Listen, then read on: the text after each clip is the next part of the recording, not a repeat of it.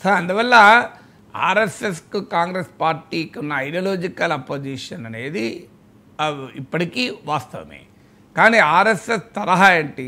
ఆర్ఎస్ఎస్ను సైద్ధాంతికంగా విమర్శించేవారు, కమ్యూనిస్టులను సైద్ధాంతికంగా విమర్శించేవారు కూడా వారి కార్యకర్తల నిబద్ధత, నిజాయితీగా వాళ్ళ లక్ష్యం కొరకు, వారి సిద్ధాంతం కొరకు పనిచేయడానికి ఎవరు కాదనలేరు కదా.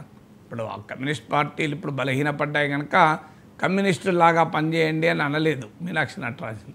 ఎందుకంటే కమ్యూనిస్ట్ పార్టీ వీకెన్ అయిపోయింది కనుక. ఇప్పుడు ఆర్ఎస్ఎస్ బీజేపీ ఊపులో ఉంది కనుక సో 100 సంవత్సరాల ఆర్ఎస్ఎస్ చరిత్ర చూస్తే ఆర్ఎస్ఎస్ ఎక్కడ ప్రారంభమైంది, ఎంత ఇవాళ దేశంలో విస్తరించింది, బోత్ ఆర్గనైజేషనల్, పాపులారిటీ అండ్ ఐడియాలజికల్గా 3 రకాలుగా చూసినా కూడా ఆర్గనైజేషనల్గా దేశ ప్రధాని స్వయం సేవకుడు, దేశ రాష్ట్ర